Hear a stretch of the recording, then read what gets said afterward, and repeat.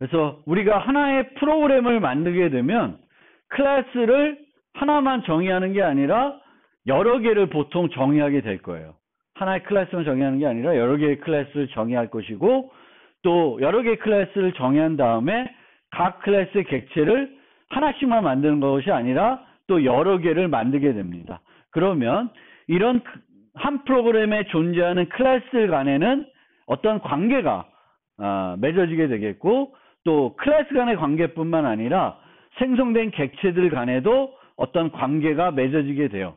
그래서 이 챕터에서는, 이번 노트에서는 그런 클래스들 간의 관계, 객체들 간의 관계에 대해서 좀 설명해 드리겠습니다. 그래서 어떻게 모델링 해야 되는 거고, 어떤 관계들이 존재하고, 그런 것들을 좀 설명드릴 것이고, 이 클래스 간 관계 중에 객체 지향의 그 장점, 또 아주 특징 중에 하나인 이제 상속과 관련된 얘기가 이제 나올 겁니다. 그래서 이 챕터에서 상속과 관련된 기초적인 개념들을 또 설명을 해드리려고 그래요. 그래서 클래스 간 관계, 객체 간 관계, 그리고 상속에 대한 기초적인 얘기들을 이번 챕터에서 설명해 드리려고 합니다. 그래서 조금 이제 상속에 대한 얘기를 이제 요 강의 후반부에 할 건데, 그냥 개념적으로 한번 생각을 해보고 이제 그쪽에 가서 좀 더 깊게 생각을 해보겠습니다. 그래서 어떤 응용을 만들어야 돼요. 응용을 만드는데 다양한 오리 종류들이 나타나는 응용이에요. 그래서 오리가 한 종류가 있는 게 아니라 청둥오리, 비오리, 황오리, 오리가 여러 종류들이 있는데 다양한 오리들이 화면에 등장하게 되겠고, 이 오리들이 날아다니고 수영을 하고 막 이러는 응용이에요.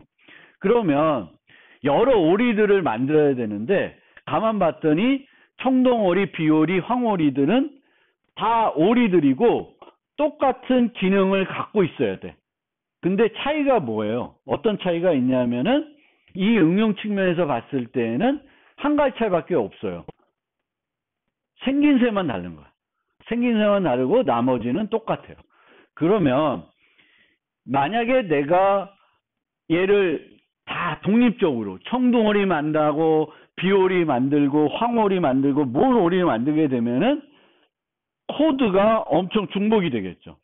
청둥오리의 날아다니는 기능하고 비오리가 날아다니는 기능이 다 똑같은데 각각을 따로따로 만들게 되면은 중복이 되는 거예요.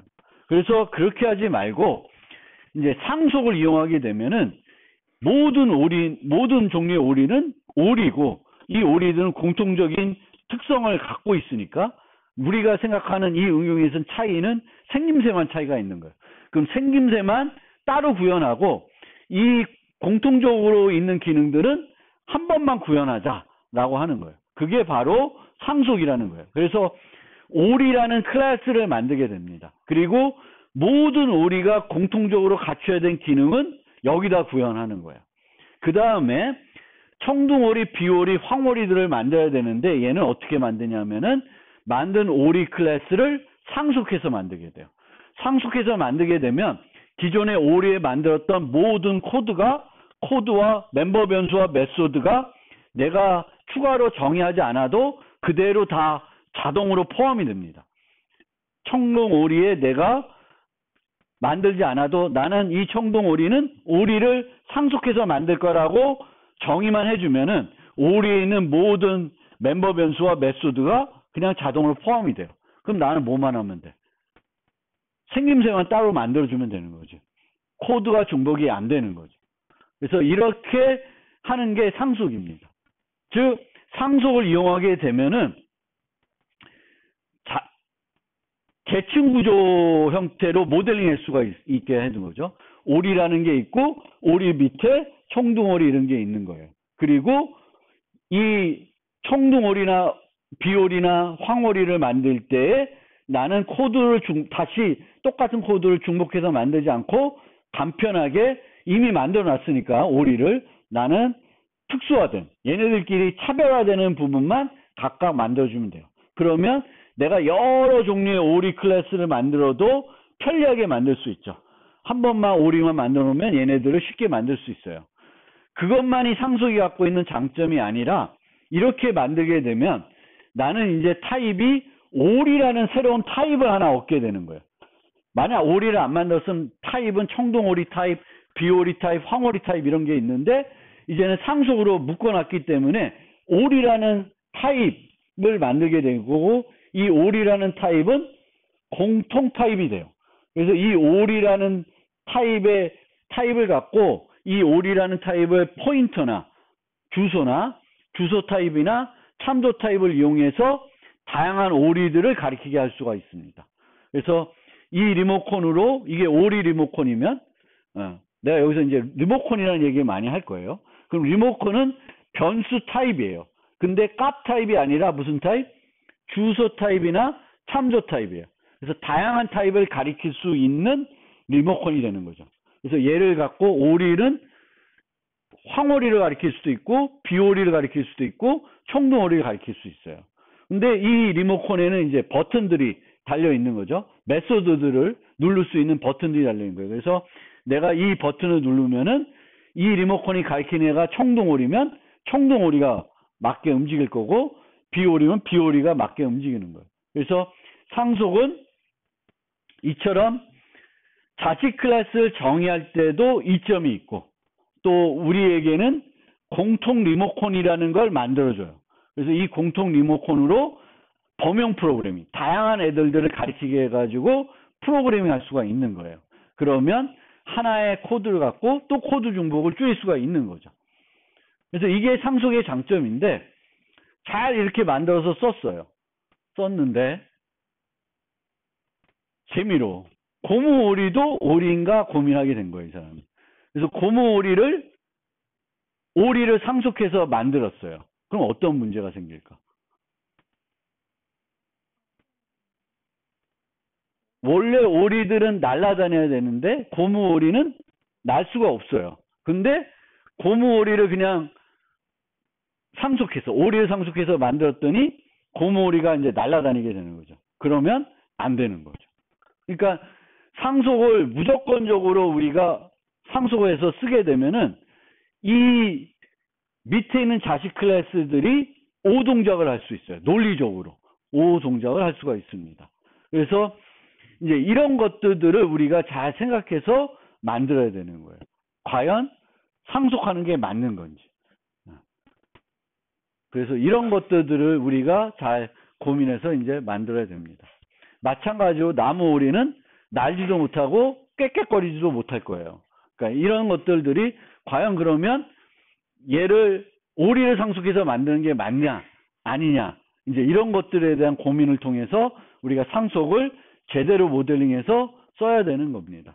그래서 상속을 제대로 모델링해서 쓰게 되면은 객체지향의 장점을 우리가 많이 얻을 수가 있는 거죠. 그러면 다시 상속이 아니라 전반적인 클래스들 간의 관계에 대해서 살펴봅시다. 그래서 클래스 간의 관계를 살펴볼 때 제일 먼저 생각해야 되는 게 의존 관계예요. 의존 관계. 그럼 의존 관계는 뭐냐 하면은 어떤 클래스를 내가 정의해요. 근데 이 클래스를 정의하다 보니까 이 클래스 정의에 대한 코드에 보면은 여러 개의 클래스들이 나타나겠죠. A가 아닌 것들이 나타날 거예요. 그러면 이 클래스를 실제 보면은 B라는 애가 나타나고 C라는 애도 나타나고 D라는 애도 나타나고 E도 나타나고 F도 나타나게 돼요. 그러면은 A는 B, C, D, E, F 클래스에 의존하는 클래스라고 말합니다. 의존하는 클래스라고 얘기하는 거예요. 의존 관계가 있다. A는 B, C, D, E, F에 의존한다. 왜? B, C, D, E, F를 이용해서 A를 정의하고 있어요. 의존하면은 어떤 문제가 생기느냐 하면은 B를 수정하게 되면은 A를 수정해야 될 수도 있어요. 그렇죠? 내가 B를 쓰고 있는데 B를 수정했어. 그럼 A도 그 수정에 따라서는 또 수정해야 될 수가 있죠. 그래서 의존 관계가 많으면 좋을까 나쁠까? 나쁘겠죠. 의존 관계는 적으면 적을수록 좋은 거예요. 우리가 소프트웨어에서는 높은 응집성, 낮은 결합성이라고 그랬죠. 그래서 의존 관계가 높으면은 결합성이 높은 거예요. 그래서 너무 많은 클래스에 의존하는 클래스를 정의하면은 별로 안 좋아요. 그래서 내가 클래스를 정의해보고 내가 얼마나 많은 클래스에 의존하고 있는지를 살펴볼 필요가 있습니다. 너무 많이 의존하고 있다? 그럼 얘를 어떻게 줄일 수 있을까를 생각해 봐야 돼요. 그래서 줄일 수 있으면 더 줄여가지고 만드는 게 효과적으로 프로그래밍 할 수 있는 방법이 되겠습니다. 한 가지 방법은 의존하는 애들을 다른 클래스가 의존하게끔 만들어 놓고 나는 걔만 쓰는 거예요. 그러니까 여기에 있는 DEF를 뭔가 M이 의존하게끔 만들고 나는 M만 쓰는 거지. 그러면 의존 관계가 나는 5개였는데 3개로 바뀌고 뭐 이렇게 되는 거예요. 그래서 그런 개념이 있고, 내가 의존하더라도 구체적인 클래스가 아니라 상위 타입 클래스에 의존하는 게 바람직합니다. 얘네들은 어쩔 수 없어요. 근데 여기서 상위 클래스에 의존해야 된다는 건 D, E, F를 말해요. 이런 애들들은 얘는 상속 관계에 있어요. 상속 관계에 있는 애들들은 그냥 B, C를 의존할 수밖에 없는 거고, 요 D, E, F는 상위 타입을 의존해야 된다는 거예요. 상위 타입. 그럼 상위 타입이 뭐냐? 상속 관계에서 위에 있는 애들을 말해요. 그러니까 여기에 예를 들면은 청둥오리라고 썼어요. 그러면 청둥오리 클래스예요. E가. 그러면은 얘는 청둥오리가 아니라 비오리를 비오리를 받게끔 이 함수를 바꿔야 되면 E를 바꿔줘야 돼요. 안 바꾸고는 안 되는 거예요. 근데 이 E가 청둥오리가 아니라 오리라고 생각해 봅시다. 그러면 이 F는 모두 받을 수 있냐면은 청둥오리도 받을 수 있고 비오리도 받을 수 있고 뭐 빨간머리 오리도 받을 수 있고 다양한 오리들을 다 받을 수 있게 되는 거예요.